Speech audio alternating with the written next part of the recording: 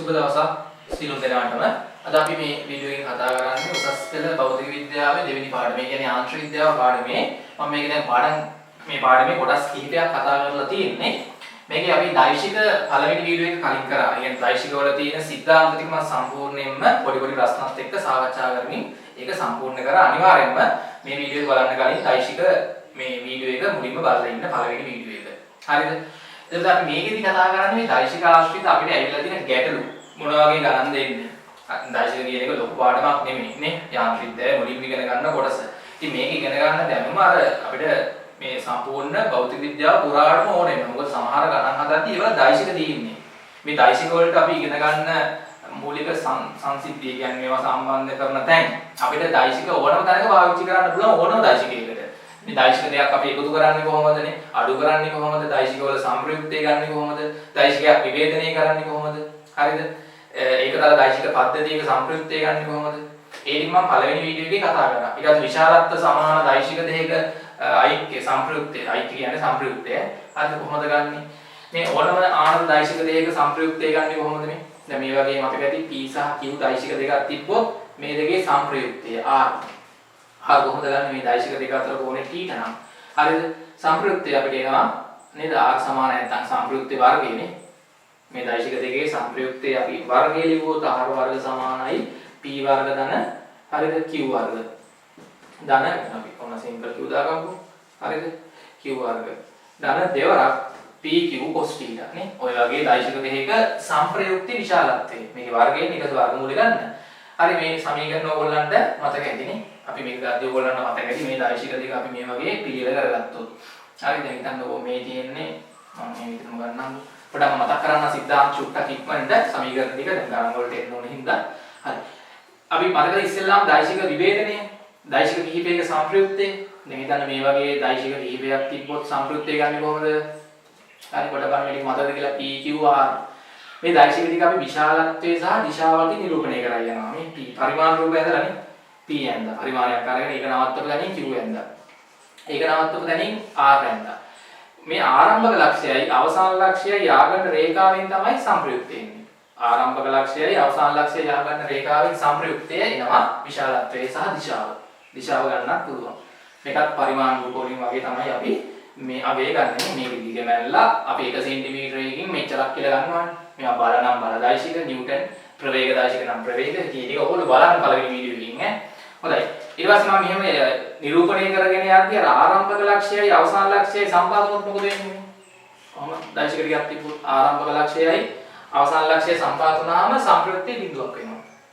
තේරුණා? සමතුලිතයි සංප්‍රයුක්ති බිඳුවයි. එතකොට නේ. හොඳයි. ඊට පස්සේ අපි දෛශික විභේදනය කරා. දී ඇති දෛශිකයක් අපිට ඊට සමාන ප්‍රතිඵල දෙන ඕනම දෛශික කිහිපයකට වෙන් කරන්න පුළුවන්. දැන් අපි මේ වගේ ආනන්ද දෛශිකයක් ගත්තොත් අර θ කෝණයකින් ආනන්ද මෙයාව කඩන්න පුළුවන් නේද? P මේ පැත්තට එන්නේ P cos θ. ඕනේ පැත්තට එන සංඥාසිකේ. අනිත් පැත්තට එන්නේ P sin θ නේ. ඔය මතක තියාගන්න. එතකොට P cos θයි P sin θ ගේ සංප්‍රයුක්තය තමයි P වෙන්නේ. දැන් ගන්න P cos θ මේ P cos θ. හරිද? P sin θ. P sin θ. මෙන්න ආරම්භක ලක්ෂය අවසාන ලක්ෂය. මෙතනින් එනවා මෙලෙම P. මේ දෙකේ සංප්‍රයුක්තය P. P විභේදන සංරචන දෙක නෙමෙයි. දැන් ගණන් හදද්දී P සලකලා හදන්නත් පුළුවන්, මේ දෙක සලකලා හදන්නත් පුළුවන්. මේ දෙක සලකද්දී මෙයාව සලකන්න ඕනේ නැහැ. හරිද? මෙයාව සලකද්දී මේ දෙක සලකන්නෙත් නැහැ. පොඩ්ඩක් මතක තියාගන්න. හරි. ඊට පස්සේ මතක කරගන්න එක එක දෛශික අපි නිරූපණය කරලා දුන්නාම පරිමාණයකට අනුව ඒවල අපෙන් අහනවානේ සංප්‍රයුක්තය කොච්චරද කියලානේ. හරි මේ වගේ එක එක දෛශික පද්ධති ඔහොම නිරූපණය කරලා දුන්නොත් නේ. හරිද? අපි අහනවා මේ සංප්‍රයුක්තය දැන් මෙතන දෛශික කිහිපයක් තියෙනවා නේ. P දෛශිකය, Q දෛශිකය නැත්නම් අපි ගත්තොත් A B C B නේ. මේක දෛශිකයක් AB මේක ලියන්නේ කොහොමද? AB දෛශිකය. මේක AC දෛශිකය. මේක C B දෛශිකය. එතකොට මේ අපි ඊතල ගලාගෙන යන පාරක යන්න. මේ දෛශිකයයි මේ දෛශිකයයි ගත්තොත් මෙතන ඉඳන් ආරම්භක ලක්ෂ්‍ය මේක අවසාන ලක්ෂ්‍යනේ. ඊතල ගලාගෙන යන පිළිවෙලට යන්න ඕනේ. මේ පැත්තට එන්න බෑ. මේක තියෙන්නේ මෙහාටනේ. මේ දෛශික දෙකේ සංප්‍රයුක්තය එතකොට ආරම්භක ලක්ෂ්‍යයි අවසාන ලක්ෂ්‍යයි යාගන්න රේඛාව. මෙහාට AB දෛශිකයක් එනවා. AB එකයි මෙතන තියෙන AB එකයි සංප්‍රයුක්තය කීයද? 2යි AB. ඔය වගේ ගණන් මම හැදුවා පළවෙනි වීඩියෝ එකේ බලන්න මේක. හරිද?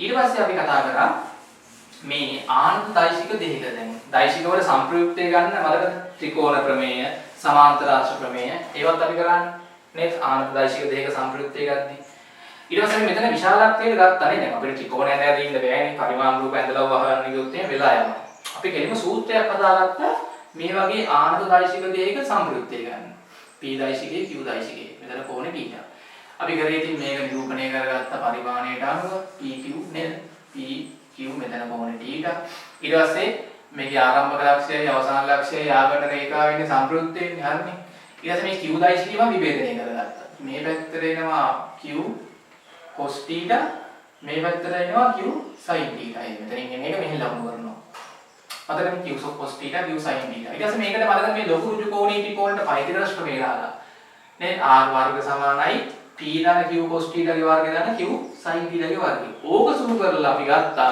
r වර්ග සමානයි p වර්ග දාන q වර්ග දාන 2pq cos θ. මෙතනින් ආරුක්ත කරන්න පුළුවන් වර්ගමූලයේ අන්තිමට අරගෙන. ඔන්න ඔහොම අපි ඉක්මනින් අපිට ගණන් හදලා සම්ප්‍රයුක්තය ගත හැකියි. මෙතන සම්ප්‍රයුක්තයේ සාධන කෝණෙත් ගන්න සම්බන්ධයක් ගත්තා. මතකද ඔය විදිහට? මෙතන tan alpha ලොකු කෝණේ ත්‍රිකෝණේ ලිව්වොත් සම්මෝපාදි q sin θ. බෙදීම බද්ධවාදී p දාන q cos θ. යොන්න දිනාම ඉගෙන ගත්තනේ. හරි. ඊට පස්සේ මතකද මේ වගේ අපි විශාලත්ව සමාන දෛශික දෙකක් ගත්තොත් pp විශාලත්ව සමාන දෛශික දෙකක්. විශාලත්වයේ සමාන දෛශික දෙක සංප්‍රයුක්තයේ මොකද වෙන්න ඕනේ? ඕකෙන් ගන්න පුළුවන්. ඒකට q කියන එකත් p ඈ. p වර්ග දාන දෙවරක් pp cos θ. හරිද? මේ වගේ ලාවක දැන් අපි දන්නවා දැන් සංප්‍රයුක්ත දිශාව විශාලත්වයේ වැඩි පැත්තට දෙන්නේ. ඒ කියන්නේ මේක නිව්ටන් 5යි මේක නිව්ටන් 10ක් වුණොත් මේකේ සංප්‍රයුක්තය මේ පැත්තට බලයි. දෛශික දෙක අතරින් යන සංප්‍රයුක්තය වඩාත් ආසන්න වෙන්නේ මේ පැත්තට. එතකොට අර විශාලත්වයේ වැඩි පැත්තට සංප්‍රයුක්තයේ දෛශිකයේ දිශාව සංප්‍රයුක්ත දෛශිකයේ දිනවනේ. ඒ කියන්නේ මේ දෙන්න එකතු වෙලා කරන දේම ඇති කරන්න පුළුවන් තනි දෛශිකය. ඒකේ දිශාව අර වැඩි පැත්තට නැඹුරු වෙනවා. එතකොට මට කියන්න මෙතන විශාලත්වය සමාන වුණාම කොහොමවත් නැඹුරු නැහැ. හරි මැදින් යන්නේ සංප්‍රයුක්තය. මේකට මම ඔප්පු කරා මෙතන ඒතර කොහොනේ θ බෙදීම දෙකයි θ බෙදීම දෙකයි මේකේ සංප්‍රයුක්තයේ කෙටි සූත්‍රයක් තියෙනවා මේකෙන් හදන්න පුළුවන් දෙවරක් එක දෛශිකයක විශාලත්වය වතාවක් දෛශික දෙක අතර කෝණයෙන් භාගයක cos අගය දාන්න ඕනේ. ඔබ මතක තියාගන්න විශාලත්ව සමාන දෛශික දෙක ඓක්‍යය විශාලත්ව සමාන දෛශික දෙක අන්තරය ඇත්තටම දෛශික දෙක අන්තරය කියන්නේ මොකද්ද? අර දෛශිකයක දිශාව මාරු වෙන එක දන්නවා නේද? දැන් දෛශික දෙකක් සමාන වෙන්න අවශ්‍යතා දෛශිකයක් අදිශයකින් ගුණ කරාම මොකද වෙන්නේ? විශාලත්වය වෙනස් වෙනවා. ඍණ ගුණකින් වැඩි කරාම දිශාව මාරු වෙනවා. ඒවා මුල වීඩියෝ එකේ කරා අනිවාර්යෙන් දෛශික පළවෙනි පාර්ට් 1 එක බලන්න ඕනේ. ඉස්සෙල්ලාම මේක බලන්න කලින්. එතකොට ඒකෙදී මතකද අපි දැන් දෛශික දෙකක් මේ එකතු කරාම එන සංප්‍රයුක්තය ගත්තේ pq මේ r ගෙන් එන්නේ එතකොට මෙතන සංප්‍රයුක්තය r1 කියන්නේ ඇත්තටම p ධන q මේ ඉතිරියල්ලක් ගහන්නේ දෛශික කියන එක. නිකන් මේක 10යි නිව්ටන් මේක 5යි නිව්ටන් නම් 10යි 5යි 15යි කියන එක නෙමෙයි. දෛශිකව ගත්තාම වෙන සංප්‍රයුක්තය තමයි මේකේ තේරුම. දැන් ඕගොල්ලන්ට ඕනේ දෛශික දෙකේ අන්තරය r2. එතකොට p දෛශිකයෙන් අඩු කරන්න ඕනේ q දෛශිකයෙන්. ඇත්තටම අඩු කරනවා කියලා කියන්නේ හරිද? මේ ඊළඟ දෛශිකයේ ඍණෙන් වැඩි කරලා එකතු කරා නම් හරියි. p නේ q වෙනවනේ. දෛශිකයක් ඍණෙන් වැඩි කරාම වෙන්නේ මොකද්ද? දෛශිකයක් ඍණෙන් වැඩි කරාම මොකද්ද වෙන්නේ එතකොට? හරි මේක q මේක p කියලා ගමුකෝ. මේ දිශාව මාරු වෙනවා. මේ q දෛශිකයේ දිශාව මේ පැත්තට එනවා. ඍණ q එතකොට මේක තමයි ඍණ q. p දෛශිකයේ මේ p. එතකොට දෛශික දෙක අතර කොහොම මේක ගත්තා නම් ওই දෙකේ එකතු ගත්තා නම් උත්තරේ r2 වෙනවා. පැහැදිලිද? ඇයි මේ දැන් මෙතන p දෛශිකයට එකතු කරන්න ඕනේ ඍණ q දෛශිකයනේ. ඒ කියන්නේ දෛශික දෙකේ ඓක්‍යයක්ම තමයි අන්තරයක් කියන්නේ නේ. දැන් මෙහාට p අරන් මෙහාට q අරගෙන pත් එක්ක එකතුව ගත්තාම තමයි r1 එන්නේ. ඍණ q අරන් මෙහාට pත් එක්ක එකතු කරාම තමයි r2 වෙන්නේ. පැහැදිලිද? මෙතනින් එන්නේ මේ pq දෛශික දෙකේ අන්තරය මේකෙන් එන්නේ pq දෛශික දෙකේ ඓක්‍යය. කොහොමද කිව්වොත් අපි පොදුවේ කියන්නේ සංප්‍රයුක්ත කියන එක. ඉතින් ওই ටික අපි කලින් වීඩියෝ එකේ කතා කරා. හරි මම දැන් ඔබත් එක්ක ගණන් කීපයක් හදලා පෙන්නන්නම්. හරිද? ඔය දෛශික දෙක අන්තරයයි ඓක්‍යය එකම තැනක නිරූපණය කරලා පෙන්නන්නත් මතකද මේ දෛශික දෙක අපි අරගෙන සමාන්තර ආශ්‍රමයෙන් ගත්තොත් මේ දෛශික දෙක අපිට බද්ධ පාද වශයෙන් අරගෙන සමාන්තර ආශ්‍රම නිර්මාණය කරන්න. QP. එතන මේකත් P මේකත් Q නේ. D ඇති දෛශික දෙක අතර කොහොමද θ? D ඇති දෛශික දෙක හරහා යන විකරණයෙන් එන්නේ මොකද්ද? R1. ඒ කියන්නේ P ධන Q කියන එක ඓක්‍යය. අනිත් විකරණයෙන් එන්නේ අනිත් විකරණයෙන් එන්නේ අර R2 එක P ඍණ Q වගේ MCQ වලට අහන්නේ. දෛශික දෙක හරහා යන විකරණයෙන් එන්නේ දෛශික දෙකේ අහිච්චය. අනෙක් විකරණයෙන් එන්නේ දෛශික දෙකේ අන්තරය. මම ඉක්මනින් පොඩක් මතක් කරේ මේ අපි කලින් කරපු තීරි කොටස්. ඊට පස්සේ මතක තව කොටසක් කරාම ඒකතල දෛශික පද්ධතියක සම්ප්‍රයුක්තය. ඒකතල දෛශික පද්ධතියක සම්ප්‍රයුක්තය මතකද? මේ වගේ තලයක මේ y අක්ෂය x අක්ෂය. මේ වගේ දෛශික නිව්ටන් 2 අර මෙතන අංශක 60කින් ආනතෝ නිව්ටන් 5 අර මෙහාටත් දෛශිකයක් නිව්ටන් 3 නේ කොහොම එක එක දෛශික තියෙනවනේ. ඕකෙදී අපි මොකද්ද කරේ? මේ ආනත දෛශික විභේදනය කරගන්නවා. විභේදනය කරගන්නවා. හරි ඒක x අක්ෂයේ දිගේ y අක්ෂයේ දිගේ දෛශික ටික විභේදනය කරගත්තාම නේ මේ ආනත දෛශික ටික x අක්ෂයේ දිගේ සහ y අක්ෂයේ දිගේ එකිනෙකට ලම්බක දෛශික වලට විභේදනය කරගන්නවා. ඊට පස්සේ අපිට දිශා හතරකට දෛශික ටික එනවනේ විභේදනය කරාට පස්සේ විභේදනය කරාම මෙයාව කලකන්න ඕනේ නැහැ. මෙයා වෙනුවට සංරචක ටිකක් දාගත්තා. ඊට පස්සේ මෙහාට එන ටිකයි මෙහාට එන ටිකයි එකම රේඛාවක ඉඳලා වැඩි එකකින් අඩු එක අඩු කරලා වැඩි පැත්තට ලකුණු කරනවා. ඉතින් මේ පැත්තට ගිහලා වැඩි පැත්ත. හරි y පැත්ත. මෙහාට එන ටිකෙන් මෙහාට එන ටිකයි වැඩි එකකින් අඩු එක අඩු කරලා වැඩි පැත්තට ඉඳන් මෙහාට ආව කියලා ලකුණු කරනවා. ඒ කියන්නේ මේ දෛශික ටික අවසාන වශයෙන් ලම්බක දෛශික දෙකකට සුළු වුණා. මෙතන කෝණය එතකොට 90යි. දැන් මේකේ සම්ප්‍රයුක්තය ගත්ත කියන්නේ ඔය දෛශික පද්ධතියේම සම්ප්‍රයුක්තය එනවා. ඒතුළු අර සූත්‍රය දාන්නත් පුළුවන් r වර්ග p වර්ග ධන q වර්ග ධන හරි 2යි pq cos 90 දෛශික දෙක අතර කෝණය 90 cos 90 යගේ මතකද බිඳුවයිනේ. ඒකින්ද මේ පදේ බිඳුවක් වෙලා r වර්ග සමානයි p වර්ග ධන q වර්ග. අන්න ලම්බක දෛශික දෙක සම්ප්‍රයුක්තය ගද්දී දෛශික දෙක වර්ග කරලා එකතු කරලා වර්ගමූලය ගන්න. මෙතන p වගේ ඉන්නේ x වර්ග, y වගේ q වගේ ඉන්නේ y වර්ග. මෙතන ඇල්ෆා කියන්නේ සම්ප්‍රයුක්තයේ සාධන කෝණය. මෙතන ඍජු කෝණී ත්‍රිකෝණයක් නිර්මාණය කරගන්න පුළුවන් y මෙතනින් දාලා y නේ. එතකොට tan ඇල්ෆා සමානයි y බෙදීම x. හරි. මම මේ තියරි එකේ කරපු තියරි එක මම විස්තරාත්මකව කරලා තියෙනවා වීඩියෝ එක. මම මේ දැනට ගණන් වලට එන්න ඕන නිසා සමහර අයට අමතක වෙලාත් ඇති හින්දා චුට්ටක් මතක් කරලා දුන්නේ තියරි ටික. හොඳයි. අපි දැන් බලමු මේකත් එක්ක ඇවිල්ලා තියෙන විභාග ප්‍රශ්න මොන වගේ ඒවද තියෙන්නේ. මම තියරි එකේ ගණන් කීපයක් හැදුවා. මෙතනත් මම ප්‍රශ්න ටිකක් වැඩිපුර සාකච්ඡා කරන්න. හරි. එක. හරි මේ ටියුට් එකේම තියෙන ප්‍රශ්න මම ටියුට් එක පහලින් දාන්නම්. ඔයගොල්ලෝ ඊට පස්සේ ප්‍රශ්න ටික හදලා මේ උත්තර ටික චෙක් කරගන්න ඕනේ. හරි. දැන් පළවෙනි එකේ තියෙනවා ප්‍රශ්නාංක 5. හරිද? මෙතන කරත්තයක් ඇදගෙන යනවා. හරිද? මේ ළමයෙක්ව දාගෙන තව ළමයෙක් කරත්තයක් කොහොම ඇදගෙන යනවා. බලයක් යොදලා අංශක 30ක ආනතියක් සහිතව. පොඩි පොඩි ගණන් කීපයක් තියෙනවා. ඊට පස්සේ මම හිතන ප්‍රශ්න ටිකක් හදන්නම්. මෙතන යොදන බලය නිව්ටන් 200යි. හරිද? නිව්ටන් 200යි. එතකොට මේ කරත්තේ මේ රෝධ මේ පාර දිගේ ඇදගෙන යනවා ළමයා. අර මේ ළමයා කොහොම කරත්තේ ඇදගෙන යනවා. හරි. මෙහාට ඇදගෙන යනවා කරත්තේ. හරි. අහනවා ගානේ කරත්තේ චලිතයට බලපාන. දැන් මේ ළමයා යොදන බලය නේ. තන්ත්‍රයේ යොදන බලය. ළමයාගේ අඳින්නේ මේ බලය යොදලා නිව්ටන් 200ක. මෙතන කෝණය 30යි. තන්ත්‍රයේ ඔස්සේ තමයි බලය ක්‍රියාත්මක වෙන්නේ. කරත්තේ මත බලය. කරත්තේ මත නිව්ටන් 200ක බලයක් ක්‍රියාත්මක වෙනවා. අහනවා කරත්තේ චලිතයට බලපාන සංරචකේ තිරස් සංරචකේ. කරත්තේ මෙහාට යන්නේ මේ බලයෙන් මේ පැත්තට එන සංරචකේ. මොකද කරන්න ඕනේ? මේක විභේදනය කරන්න. 200 වතාවක් කෝණේ ගෑවිච්ච පැත්තට එන සංරචකය ගද්දී cos 200යි cos 30. ඒතර 200යි cos 30 වගේ අනිව මතක තියාගන්න. මූල 3ට 2යි. 2ට 200 කැපුණාම 100යි මූල 3යි. හරිද? ඒක කරත්තේ මත බලපාන සිරස් සංරචකය අහලා තියෙනවා. එතකොට 200යි sin 30යි. අපි ළමයා යොදන බලෙන් කරත්තේ මත බලපාන සිරස් සංරචකය. 200යි sin 30යි කියන්නේ කීයද? භාගයයි 2යි 200යි කැපුණාම නිව්ටන් 100යි. අර ඔය ටික තමයි අහලා තියෙන්නේ. හරි ඒ වගේ ගණන් තියෙනවා විභේදනය කරද්දී. හරි. ඊට පස්සේ මෙන්න මෙහෙම ගණන් වගේක් තියෙනවා. මේ පහත දී ඇති ආනත තල මත ක්‍රියාත්මක දෛශික තියෙනවා. මේක විභේදනය කරන්න කියලා කියනවා ආනත තලයට ලම්බකව සහ සමාන්තරව. එකක් කරලා පෙන්නන්න ඔයගොල්ලන්ට ඒක තේරෙයි. මෙතන පළවෙනි එකේ තියෙන්නේ මෙහෙම ආනත තලය. ආනත තලය. හරි මෙතන ආනතිය තියෙනවා අංශක 30යි. අංශක 30යි. එතකොට මේකේ ක්‍රියාත්මක වන දෛශිකය වෙන්නේ. හරි නිව්ටන් 20ක දෛශිකයක් ක්‍රියාත්මක වෙන්නේ. නිව්ටන් 20ක දෛශිකයක්. හරිද? දැන් මම කියන්නේ මේක 30යි මේක 90යි. මේක 60යි. මේ ජ්‍යාමිතිය මේක 60යි. දැන් අපිට මේ දෛශික විභේදනය කරන්න කියන්නේ ආනත තලයට ලම්බකවයි ආනත තලයට සමාන්තරවයි මේ සමාන්තරවයි. මේකනේ ආනත තලය. ආනත්තරියට ලම්බකව සහ ආනත්තරියට සමාන්තරව. බලන්න මේ ලම්බක දායිශික දෙකකට විභේදනය වෙන්න ඕනේ. දියටි දායිශිකයක් සංරචක දෙකකට ලම්බක හරිනේ ළමයි. මේ 20 නිව්ටන් කඩුවේ හැකි මෙහාටයි මෙහාටයි. අර ඊතලයේ මෙහාට නම් සංරචක දෙකේ විතරක් තුරට එන්න ඕනේ. මේ ඊතලයේ උඩට නම් සංරචක දෙකේ විතරක් එළියට යන්න ඕනේ. මට කියන්නේ 20යි මේ පැත්තට සංරචකයේ 20යි ගෑවිච්ච කෝණේ පැත්තට එන්නේ cos අංශක මෙතන 60. අනිත් පැත්තට සංරචකයේ sin එක පැත්තකට cos නම් අනිත් පැත්තට sin. 20යි cos 60 20යි sin 60. අන්න ඒ වගේ ගණන් තියෙනවා. විභේදනය කරන්නේ. දැන් මෙහෙම දායිශිකයක් තියෙනවා. නිව්ටන් 20. අපෙන් අහනවා මේක විභේදනය කළොත් තිරස් දිශාවටයි සිරස් දිශාවටයි.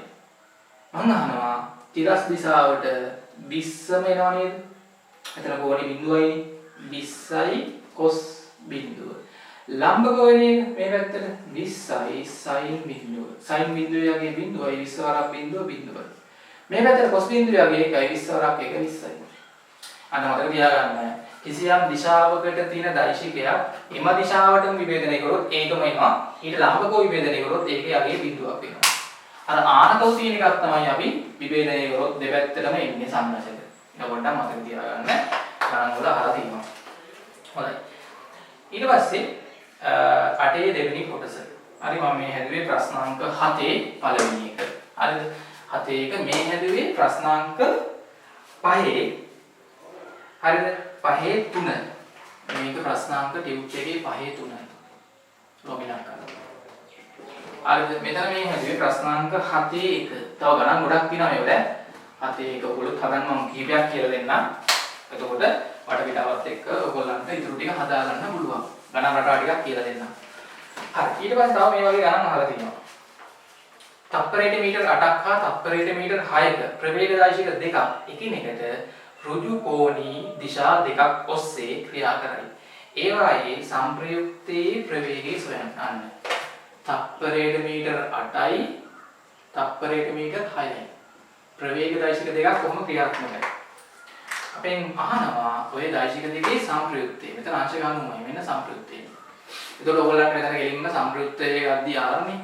ලම්බක දායිශික දෙකක් නම් මොකක්ද කිව්වේ? වර්ග කරලා 8 වර්ගයේ ධන හරිද 6 වර්ගයේ වර්ග කරලා වර්ගමූලය දාන්න. මෙතන කියන්නේ 8 වර්ගයේ 64යි 6 වර්ගයේ 36යි 64යි 36යි කීයද 100. එතකොට 100 වර්ගමූලයේ 10යි එන්නේ තප්පරයට මීටර. පැහැදිලිද? සංප්‍රයුක්ත දිශාව ගන්න මෙතන මේ පාරේ මෙතනින් ඇදගත්තා නම් 6 මේ පාරේ මෙතන 8. එතකොට මේ දෙකේ සංප්‍රයුක්ත නෙමෙයි tan alpha. සංප්‍රයුක්ත දායිශිකයේ දිශාව. tan alpha සමානයි සම්මුඛ වාදයේ 6 බෙදීම බද්ධ වාදයේ 8. මෙතන 3 8 4යි කියන්නේ 0.75 0.2යි.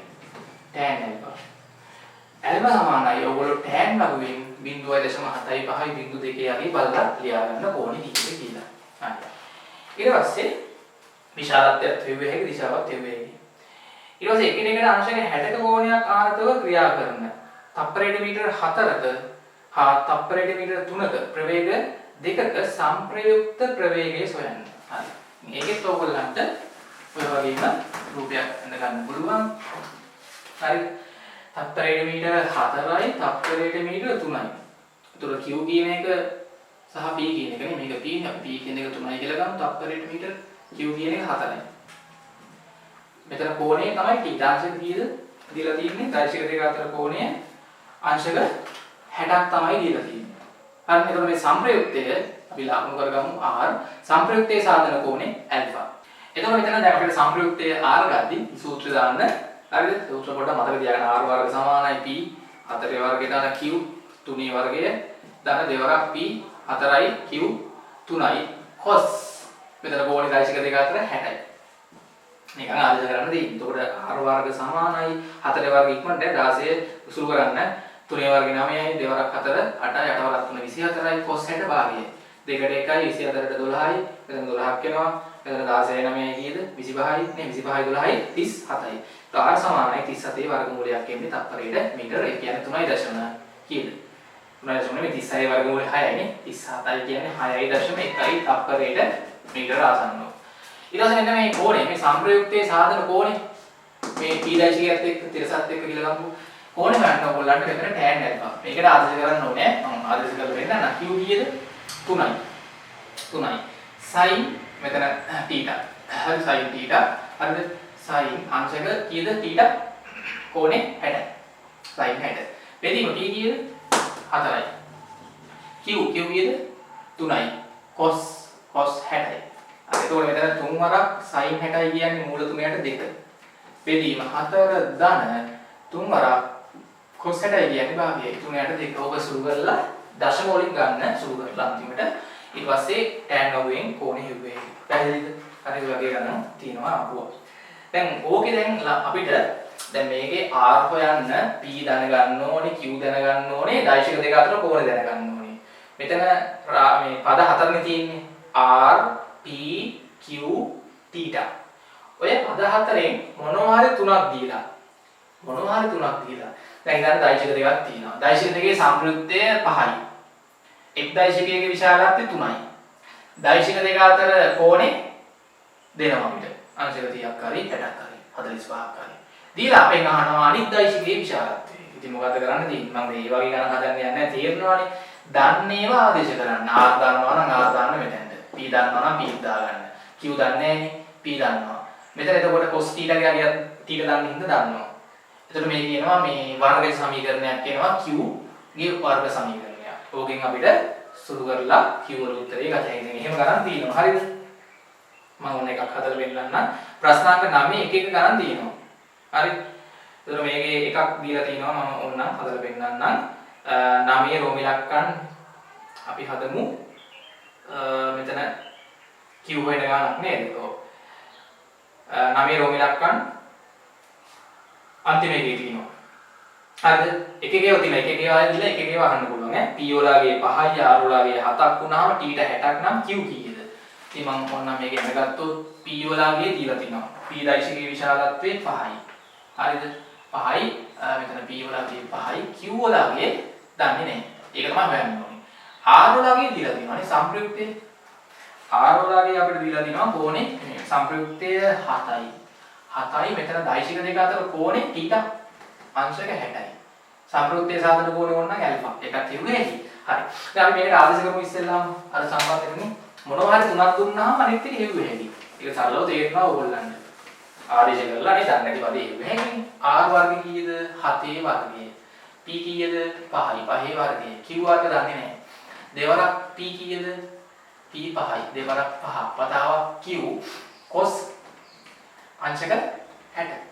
7 වර්ගයේ 49යි. 5 වර්ගයේ 25යි. q වර්ගයේ. නිකන් බලන්න වර්ග සමීකරණයක් එනවනේ q ගේ. වර්ග සමීකරණයක් එන්නේ 22. දෙවරක් 5 10යි. හරිද? 10යි q cos 60 භාගයේ. 2ට 1යි 10ට 5යි. අන්න බලන්න මෙතන එනවා q වර්ග. මේ 49ක් මේ පැත්තට ගන්න. එතකොට මම q වර්ගයේ උත්තර කරලාම ලිව්වොත් q වර්ග මෙතන 5යි q. 5යි q මේක මෙහාට ඉතින් ඍණ 49යි ධන 25යි කිය දෙන්නේ. ඍණ මේ එක පැත්තක් බිඳුව වෙනවනේ. එක පැත්තක් බිඳුව කරගන්න මම ඇති මාරු කරලා ලිව්වේ. කොහොමද මෙතන එන්නේ 24යි නේ. ඍණ 24යි. දැන් මේක සාධක කැටවනම් q වලගේ සුළු කරගන්න පුළුවන්. ඕලෙවල් ගන්න තියෙන්නේ. වර්ග සමීකරණ විසඳීම නැත්නම් සූත්‍රය පාවිච්චි කරලා විසඳන්නත් පුළුවන්. නිකන් x වර්ග ධන 5යි x ඍණ 24 සමානයි බිඳුව. වර්ග සමීකරණය. ඉතින් මේක බලන්න සාධක සමානලට කැඩෙනවා ඇති. හරිද? සාධක කැඩෙනවා නම් ලේසියෙන් උත්තර දෙක ගත හැකියි නේ. උත්තර දෙකක් එනවනේ. හරිද? එතකොට මෙතන අපිට ඕන නම් කොහොමරි පද දෙකේ ගුණිතය ඍණ 24ක් එන්න ඕනේ. පද දෙකේ එකතුව ධන 5ක් එන්න ඕනේ. එතකොට 24ක් එන්නේ මොන වගේ අවස්ථාවද? 8 වරක් 3 එනවනේ. 8 වරක් 3. එතකොට අපිට ධන 8යි අනුවන ධන 8යි ඍණ 3යි. හරිද? හරිනේ. 8 වරක් ඍණ 3 ඍණ 24යි ධන 8යි ඍණ 3යි ධන 5යි. හරි. මෙතෙන් විතර එනවා q සමානයි මේක බිඳුවට සමාන කරොත් q දා මේ පදේනේ මේ ප්‍රකාශනය මේ සාධකයේ සමාන කරන්න බිඳුවට හෝ මේ ප්‍රකාශනය මේ සාධකයේ සමාන කරන්න බිඳුවට මේ ප්‍රකාශනයේ සාධක දෙක ගුණිතකින් ලියාගත්තා. ඒතර ගුණිතයක් බිඳුවට සමාන නම් මෙයාගේ ගුණිතේ බිඳුවට සමාන වෙන්නේ එක්කෙනෙක් හරි බිඳුවක් වෙන්න බෑ. එක්ක මෙයා සමානයි බිඳුව හෝ එක්ක මෙයා සමානයි බිඳුව. නැත්නම් මේක සුද්ධ වෙන්නේ නැහැ. මේ සාධක දෙකක ගුණිතයක් බිඳුවට සමාන නම් සාධක දෙකක හෝ කීපයක මේ ගුණිතයක් සංඛ්‍යා දෙකක හෝ කීපයක ගුණිතයක් බිඳුවට සමාන නම් එක්කෙනෙක් හරි බිඳුවක් වෙන්න ඕනේ. එක්ක මෙයා බිඳුවක් වෙන්න ඕනේ නැත්නම් මෙයා බිඳුවක් වෙන්න ඕනේ නැත්නම් දෙකම බිඳුවක් වෙන්න ඕනේ. මෙතනින් එන උත්තරේ q සමානයි ඍණ 8යි කො මෙතනින් එනවා q සමානයි ධන 3යි. අපි සාමාන්‍යයෙන් මෙතන ධන උත්තරේ ගමු. හරිද? ඔතනින් ඔයගොල්ලන්ට q වලගේ 3ක් කියලා ගන්න පුළුවන්. ඉතින් ඔය වගේ අර එකක් මේ 3 දෙනෙක්ගේ අගයන් දුන්නාම අනිත් එකේ අගය හොයන්න පුළුවන් වෙන්න ඕනේ. ඒ වගේ ගණන් සෙට් එකක්ම 9 තියෙනවා. මම මේ හැදුවේ ප්‍රශ්නාංක 9 රෝම ඉලක්කම් 7 වෙනි ගණන. ඒකේ රෝම ඉලක්කම් 6ට ඔය වගේම ගණන් ටිකක් තියෙනවා. ඊට පස්සේ බලමු තව ගණනක්. 11 රෝම ඉලක්කම්. p හා මූල 2යි p විශාලත්වය ඇති බල දෙකක් එකිනෙකට හරිද? මෙතන අපි ගමු රෝම ඉලක්කම් 2. රෝම ඉලක්කම් 2 ප්‍රශ්නාංක 11 රෝම ඉලක්කම් 2 අංශක 60ක කෝණයකින් ආනතව ක්‍රියා කරන බල දෙකක සංප්‍රයුක්තයේ 2 මූල 3ක් වේ. අංශක 60ක. ඉන් එක් බලයක් නිව්ටන් දෙකක් නම් අනෙක් බලය සොයන්න. ඇත්තට මේකත් ඉතින් අර වගේම හැදුවේ හැකිනේ. සංප්‍රයුක්තය දන්නවා එක් බලයක විශාලත්වය දන්නවා කෝණය දන්නවා අනිත් බලය අර වගේම හොයන්න වර්ග සමීකරණයක් කි. හරිද? මෙන්න මේක පොඩ්ඩක් බලමු මේ රෝම ඉලක්කම් එක මම කලින් කිව්වා p හා මූල 2යි p විශාලත්වය ඇති බල දෙකක් එකිනෙකට අංශක 135කින් ආනත වූ දිශාව ඔස්සේ අංශුවක් කෙරෙහි ක්‍රියා කරයි. සංප්‍රයුක්ත විශාලත්වයේද දිශාවද සොයන්න. හරිද? එතකොට මම මේ පොඩ්ඩක් රුපියල් ඇඳ ගන්නවා. දැන් දෛශික දෙකේ විශාලත්වය දීලා තියෙන්නේ පීගීය සංකේතය ඇසුරින්. එක දෛශිකයක විශාලත්වය හරිද? දීලා තියෙන්නේ p. මෙන්න p දෛශිකයේ විශාලත්වය p. අනිත් දෛශිකයේ විශාලත්වය මූල 3යි p නේ තියෙන්නේ. මූල 3යි මූල 2යි p. මූල 2යි p. හරි. මේක ඇත්තටම ක්‍රියාත්මක වෙන්නේ ආන්තව අංශක 135කින් නේ. හරිද? මෙතන කෝණෙත් අංශක 135යි. කෝණේ. ඒතර මූල මෙතන 2යි p අනිත් දෛශිකයේ. ඉතින් මේකේ සංප්‍රයුක්තය අපි ඔහම අඳගමු සංප්‍රයුක්තය හරි. p සහ මූල 2යි p. ඕක තමයි දෛශික දෙක. දැන් p කියන එක නම් p මනේ q කියන එක කීයද නේ? q කියන එක කියලා තමයි මෙතන මූල 2යි p. p කියන එක කියලා නම් p ම තමයි තියෙන්නේ. r හොයන්න ඕනේ. හරිද? එතකොට මෙතන ওই ටික තමයි දීලා තියෙන්නේ දත්ත වශයෙන්. හරිද? මම මේකේ කෝණවල අරියන්නේ. ඔයගොල්ලෝ සාමාන්‍ය මතක තියාගෙන ඉන්නේ අංශක බිඳුව ඉඳන් 90 දක්වා sin cos tan වල කෝණ කියන්නේ. මේකේ අර පිටුවංක මම ටියුට් එකේ දාලා ඉදී 6 වෙනි පිටුවේ අංශක 120 135 150 180 වගේ කෝණවල අපිට මේ අගයන් මතක තියාගන්න පුළුවන් නම් හොඳයි. හරි මේ වගුවෙන් බලලා ගන්න දැනට සාමාන්‍යයෙන් මේක අර මේ sin පස්තාරයයි cos පස්තාරයයි මතක තියාගත්තත් ගන්න හැබැයි කෝණයත් එක්ක sin පස්තාරය වෙනස් වෙන්නේ මේ විදිහට. හරිද? cos පස්තාරය වෙනස් වෙන්නේ මේක next කරන කට්ටිය නම් කොහොමද දන්නවා? මේ ආකාරයෙන් තමයි cos පස්තාරය වෙනස් වෙන්නේ. හරිද? ඔය විදිහට sin පස්තාරය සහ cos පස්තාරය වෙනස් වෙන ආකාරය. හරි. එතකොට මෙතන අපි සාමාන්‍යයෙන් අංශක බිඳුවේ sin අගේ බිඳුවයි. අංශක 90 sin අගේ තමයි එකක් වෙන්නේ. අංශක බිඳුවේ sin අංශක 180 sin අගේ ආයි බිඳුවයි. අංශක මෙතන 270 sin අගේ ඍණ එකයි. අංශක 360 sin අගේ බිඳුවයි. ඔය වගේ අපිට අංශක 30 60 නේද? ඔය 70 ඕනම වගේනේ 135 ආදී වම ගන්න පුළුවන්. ඊට පස්සේ අංශක cos පස්තාරය ගත්තොත් අංශක බිඳුවේ cos වගේ එකයි. අංශක 90 cos වගේ බිඳුවයි නේ. අංශක 30 60 උංග 45 ගන්න පුළුවන්. අංශක 190 අංශක 135 අංශක 180 cos වගේ ඍණ එකයි. අංශක 135 cos වගේ මේ හරිය ඍණාගයක් එන්නේ. මම වගේ දාලා තියෙන ලකුණත් එක්ක මේ වෘත්ත පාදානුව sin cos tan වල ලකුණු වෙනස් වෙනවා. හරි මේ වගේ දාලා තිනවා. ඉතින් අපිට cos වගේ අංශක 135 එතන එන්නේ ඍණ එකයට මූල දෙකක් ලෙස ගන්න වෙන්නේ. හරි. ඒක ඔයගොල්ලන්ට සාමාන්‍යයෙන් මම ඉස්සරහට පාඩම් වල ආයෙ නැවත කරනවා මේ cos sin වගේ ගන්න විදිය පස්තාරෙත් මතක තියාගන්න. sin පස්තාරයයි cos පස්තාරයයි කෝණෙත් එක්ක sin වගේ වෙනස් වෙන විදිය කෝණෙත් එක්ක cos වගේ වෙනස් වෙන විදිය. sin ආකාර පස්තාරයෙන්. එතන මෙතන අපි සංප්‍රයුක්තය හොයන්න r වර්ග සමානයි p වර්ග කියන්නේ p ම වර්ගය. ධන q කියන්නේ මූල 2යි p. ඒකේ වර්ගය. ධන දෙවරක් p q කීයද? මූල 2යි p. තිත දාන්නේ ගුණ කිරීම cos 135 අගය. මෙතන p වර්ගය මූල 2ේ වර්ගය 2යි p වර්ගය දෙවරක් මූල 2 p වතාවක් p වර්ගය අන්න මෙතන ඍණ එකයට මූල 2ක් එනවා cos 135 අගය මූල 2 කැපී යනවා මෙතන ඍණ දෙවරක් කියන නේද ඍණ දෙවරක් p වර්ගය මෙතන 2යි p වර්ග p වර්ග તો ඍණ 2යි p වර්ග ධන 2යි p වර්ග කැපිලා ගිහිල්ලා මෙතන p වර්ගය එන්නේ r වර්ගය ඒ කියන්නේ r සමානයි කීයද p සංප්‍රයුක්තයේ p එන්නේ ඊට පස්සේ මෙතන කෝණය හොයන්න අර කෝණය හොයන සම්බන්ධය පාවිච්චි කරන්න. q sin 135 අගයක් ගවමින් බලලා දැන් ගන්න. q අගයට දාන්න කීයද? මෙන්න q.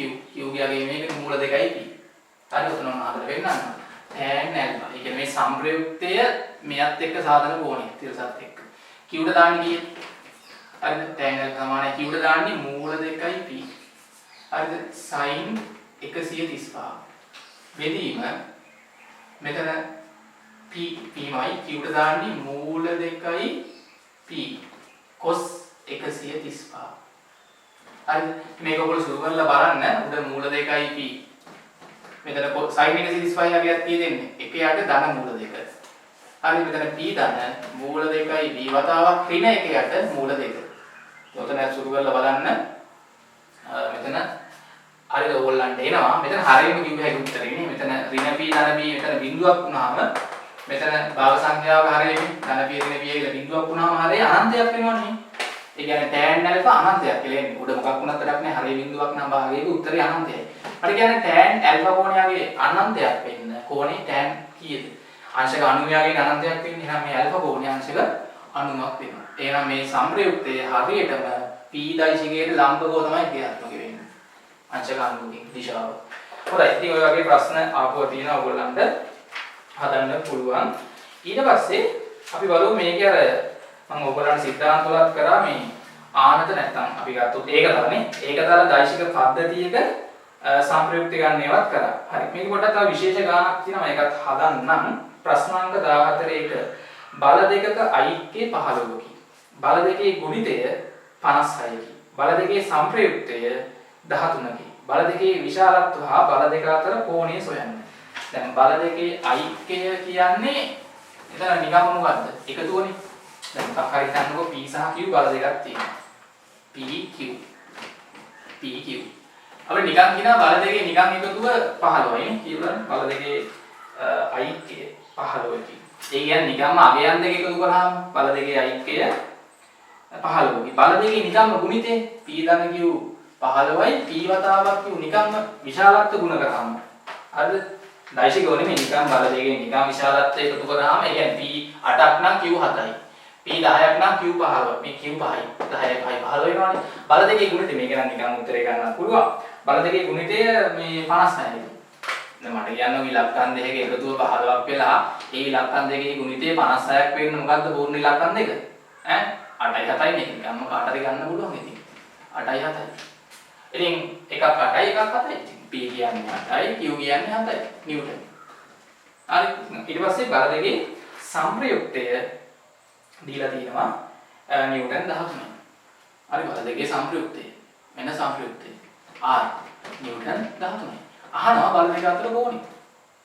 ඉතින් අර සූත්‍රය දාන්න නේ r වර්ග සමානයි p වර්ග ගන්න මොන r වර්ගය කීයද මම ආදේශ කරන්නම් 13 වර්ගනේ r ට දාන්න 13 වර්ගය p කීයද 8 වර්ගය q කීයද 7 වර්ගය දැන් දෙවරක් p කීයද 8යි q කීයද 7යි බල දෙක අතර කෝණය cos θ.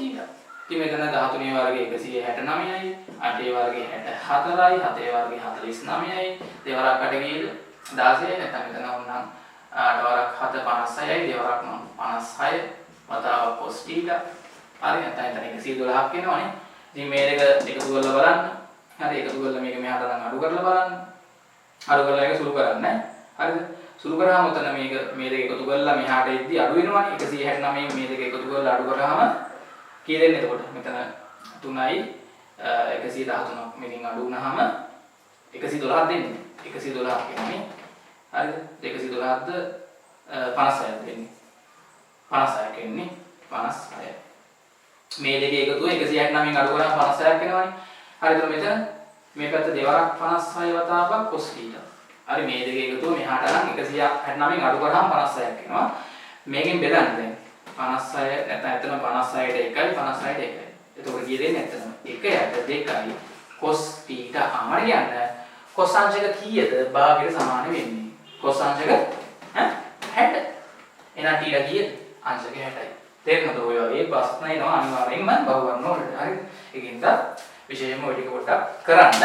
හරි ඊට පස්සේ අපි කරන්නේ නේද ඒකදල බල පද්ධතියක සම්ප්‍රයුක්තයක විභේදනය කරන්න ගිහිල්ලා x අක්ෂය ඔස්සේ සහ y අක්ෂය ඔස්සේ. ඉතින් මේ වගේ ගණන් ආවොත් මම එක ගණනක් හදලා පෙන්නන්නම් ඒකෙමුත් ප්‍රශ්නාංක මම මේ හැදුවේ 14 1. ඊට පස්සේ ප්‍රශ්නාංක 15 හරිද? ඔය වගේ ගණන් තියෙනවා. ප්‍රශ්නාංක 15. රෝම ඉලක්කම් 1 2 3 නේ. හරි. මම ඒකේ එකක් හදලා පෙන්නන්නම්. ඒකතර දායිශික පද්ධතියක්. රෝම ඉලක්කම් මම ඒක හදන්නම් 4 වෙනි එක. හරි. ඒක දැන් දායිශික පද්ධතිය ඇන්දොත් මේ වගේ එන්නේ. දැන් මේකේ අක්ෂර දෙකක් එක්කනේ y අක්ෂයයි x අක්ෂයයි මේ තියෙන්නේ.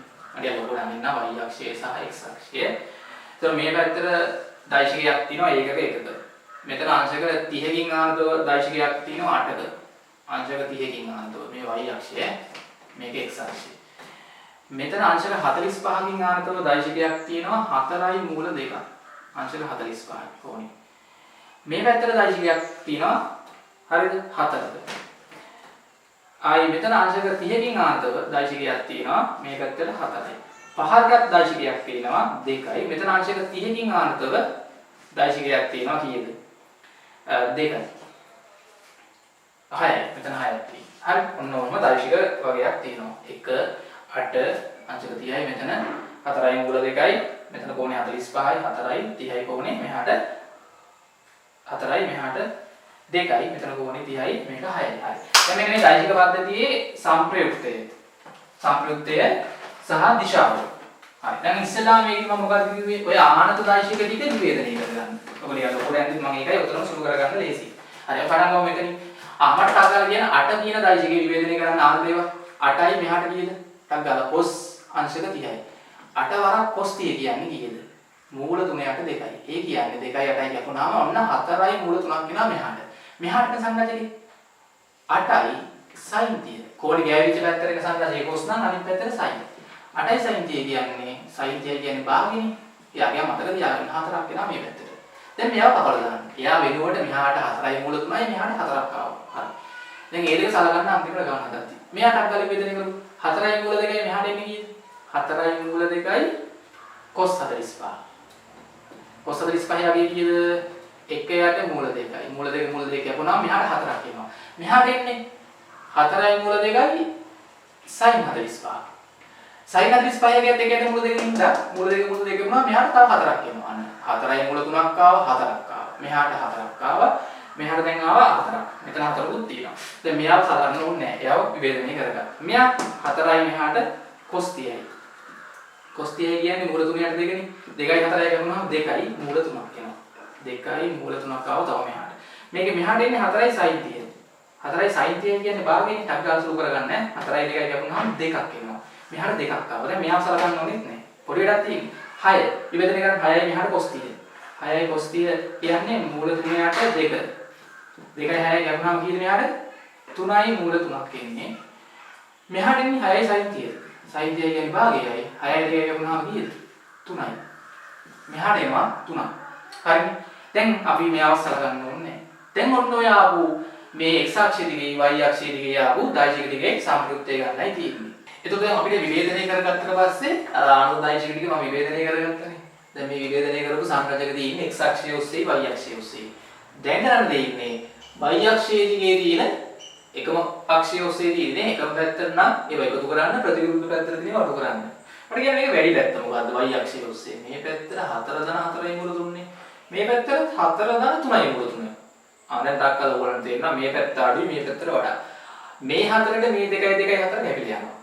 මේ පැත්තට 4යි මූල 3න් මේ 3යි මූල 3 අඩු කරාම උඩ පැත්තට හිටින්නේ කීයද?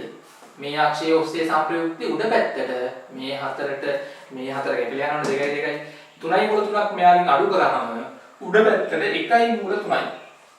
ඒ කියන්නේ මූල 3ක් ඉන්නවා. y අක්ෂය ඔස්සේ හරි. x අක්ෂය ඔස්සේ එකක් දාලා බලන්න. මේ පැත්තට 4යි 1යි 3යි 8යි. මේ පැත්තට 4යි 4යි 8යි කැපිලා යනවා. මෙහාට 8යි මෙහාට 8යි කැපිලා ගියා. තව හැබැයි මෙහාට 2යි මූල 3ක් ඉතුරු වෙනවා. මෙහාට 2යි මූල 3ක් ඉතුරු වෙනවා. ඔන්න අපි දායිශික පද්ධතිය අර ගොඩක් තිබ්බ දායිශික පද්ධතිය අන්තිමට සුළු කරගෙන ඇවිල්ලා ලම්බක දායිශික දෙකකට සුළු කරගත්තා. දැන් ওই දෙකේ සම්ප්‍රයුක්තය ගත්තා නම් හරි. දැන් ওই දෙකේ සම්ප්‍රයුක්තය.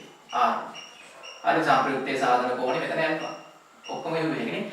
දැන් මේ ලම්බක දායිශික දෙකක් ඉඳ වර්ග කරලා කියන්නේ මූල 3 වර්ග කරන්න 2යි මූල 3ත් වර්ග කරලා එකතු කරලා වර්ගමූලය ගන්න. අර සූත්‍රෙම දාන්න අවශ්‍ය නැහැ ලම්බක දායිශික දෙකක් නේ ලේසියෙන් ගන්න. මූල 3 වර්ගය කීයද? හරි 3යි 2යි මූල 3 වර්ගයේ 2 වර්ගයේ 4 වරක් මූල 3 වර්ගයේ 3යි නේ. 4 වරක් 3 12යි 3යි කීයද? 12යි 3යි මෙතන 15යි. 12යි 3යි 15යි. මූල 15ක් කියන්නේ සම්ප්‍රයුක්තයි. හරිද? ඉතින් එතනින් ඔයගොල්ලන්ට සුළු කරලා ගත හැකි බලන්න මේ උත්තර ඔයගොල්ලෝ සුළු කරලා යද්දි වෙනස් වීම වෙන්නත් පුළුවන්. හරිද? ඊට පස්සේ මෙතන සම්ප්‍රයුක්තය. හරි මේක නම් උත්තරේ හරියට මූල 15 වෙනවා. සමහර උත්තර බලන්න ටිකක් සුළු කරලා යද්දි හරි ඔයගොල්ලෝ වරද්ද ගන්න නැතුව මේ ගණන් සෙට් එකක්ම තියෙනවා ඒ වගේ. එක ප්‍රශ්න ආපුවක් තියෙනවා. හරි මේ වගේ ප්‍රශ්න එනවා. දැන් ඔතනින් ඔයගොල්ලන්ට සම්ප්‍රයුක්තය හරි මූල 15යි. ඊට පස්සේ මේක දිශාව ගන්න මෙන්න මේ කෝණේ ගන්න. මේ කෝණේ ගද්දි අපිට මෙතන ඍජු කෝණේ කෝණයක් හැදෙනවා මූල 3යි මූල 3යි මෙතන 2යි මූල 3යි බද්ධ පාදෙන්නේ සම්මුඛ පාදේ මූල 3යි tan alpha සමානයි සම්මුඛ පාදේ මූල 3 දෙකීම බද්ධ පාදේ 2යි මූල 3 මේ මූල 3ට මූල 3 කැපිලා යනවා ඔතනින් ඔයගොල්ලන්ට භාගයයි කියන්නේ කීයද 0.5.3 බලන්න tan වගේන් කෝණේ alpha කීයද එන්නේ කියලා.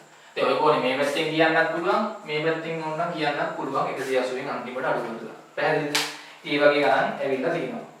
ඊට පස්සේ අපි බලමු ප්‍රශ්නාංක 21 2.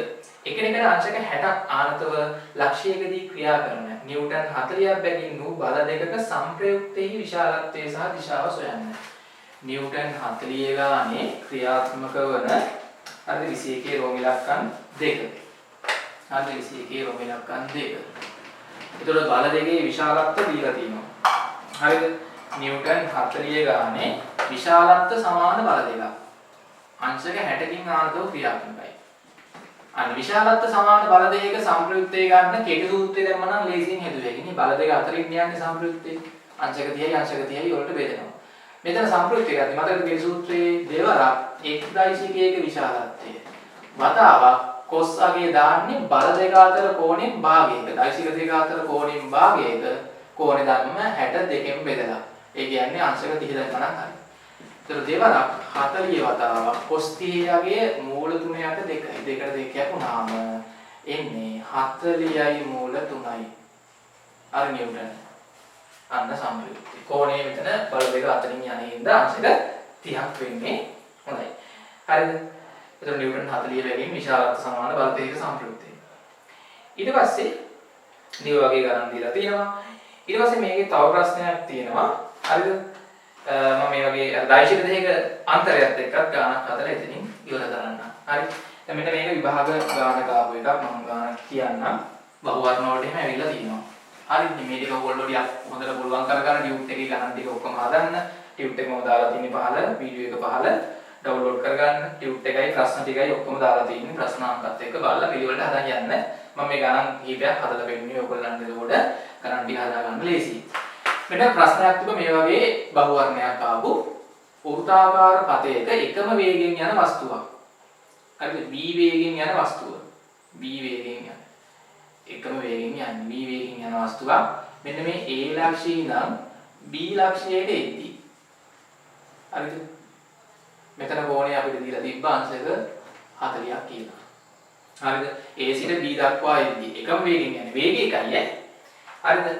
දැන් අපෙන් අහනවා මේ b ලක්ෂයේදී සහ a ලක්ෂයේදී මේ වස්තුවේ ප්‍රවේග වෙනස. දැන් ප්‍රවේග දෛශිකයක් මට කියන්නේ මෙතනදී ප්‍රවේගයේ දිශාව කොහටද මේ? මෙතනට මම ස්පර්ශකයක් ගැහුවොත් අන්න මෙතන ප්‍රවේග දෛශිකයේ දිශාව. පැහැදිලිද? ප්‍රවේග දෛශිකයේ දිශාව මෙතනට ගහන ස්පර්ශකයේ. b ලක්ෂයේදී ප්‍රවේග දෛශිකයේ දිශාව මේ මෙතනට ගහන ස්පර්ශකයේ. මෙතන ස්පර්ශකයේ යරේ අංශක අනුව යාමිතියක් පාවිච්චි කරන්න. දැන් අපිට ඕනම දෛශිකයක් ඕනම තැනකින් නිරූපණය කරන්න පුළුවන්. මම මේ දෛශිකය ඔය දිශාවටම මෙතන ඉඳන් නිරූපණය කරන්න. පරිමාණයකට අනුව මෙන්න v දෛශිකය. මේ v දෛශිකය ඔය දිශාවටම මෙතන ඉඳන් නිරූපණය කරන්න. හරි මේ තියෙන්නේ මේ v දෛශිකය මේ තියෙන්නේ මේ v දෛශිකය. නිකන් මට කියන්න මෙතන අංශක 90යි මෙතනත් අංශක 90යි මේක 40 නම් මෙතන චතුරස්‍රයක් ඉන්න මේ කෝණේ කීයද? 90 180යි 40යි මෙතන 140ක් ආවනම් හරි දුවන 140 180යි 180යි 360ක් වෙනවනේ. එතකොට මේ කෝණේ කීයද? 40යි. අන්න දෛශික දෙක අතර කෝණේ. විශාලත්ව සමාන දෛශික දෙක VV දිශාව වෙනස්. ඔන්න ඔය දෛශික දෙකේ අන්තරය ගත්තා නම් අර ප්‍රවේග වෙනස ගන්න පුළුවන්. ප්‍රවේග වෙනසක් කියන අන්තරයක්නේ පසු ප්‍රවේගයෙන් පෙර ප්‍රවේගය අඩු කරන්නේ. ඒ කියන්නේ දෛශික දෙකේ අන්තරයක්. එහෙනම් මෙතන ප්‍රවේග වෙනස සංප්‍රයුක්තනේ අන්තරයනේ. අන්තරය ගත්ත මතකද? දෙවරක් එක් දෛශිකයේ විශාලත්වයේ වතාවක් දෛශික දෙක අතර කෝණයෙන් භාගයක අතර කොස්සාගෙන එකතු ගද්දි අන්තරය ගද්දි කෝණයෙන් භාගයක sin නගේ. ඔන්න ඔක තමයි උත්තරේ. ඔක ඇවිල්ලා තිබ්බ බහුවර්ණ ගාන. ඉතින් ඔය වගේ මේ දෛශිකත් එක්ක අපිට ගොඩක් ලේසි ප්‍රශ්න තමයි එන්නේ. හැම ලොකුවට හිතන ප්‍රශ්න නෑ. ඉතින් මේ දෛශික වල ඉගෙන ගන්න කොටස් ඔයගලන්ට ඉදිරි පාඩම් වලට මේ දෛශික සුළු කරද්දී පොදුවේ ඕනම දෛශිකයකට මේවා දාන්න පුළුවන්. දෛශික අයික්කේ සංප්‍රයුක්තේ විභේදනයේ අන්තරය මේ ඒකතල දෛශික පද්ධතියක සංප්‍රයුක්තය ගන්නේ කොහොමද? දැන් ඉස්සරහට යාන්ත්‍ර විද්‍යාවේ බල සමතුලිතතාව ගණන් හදද්දී විභේදනය කරන්න තියෙනවානේ. ඒ වගේ ඒවා වැදගත් දිගටම. හොඳයි. ඉතින් මෙතනින් මම මේ ටික නවත්තන්නම්. මම ඊට පස්සේ මේකේ තව ප්‍රශ්න සාකච්ඡා කරන්න දිගටම පටන් ගන්නවා.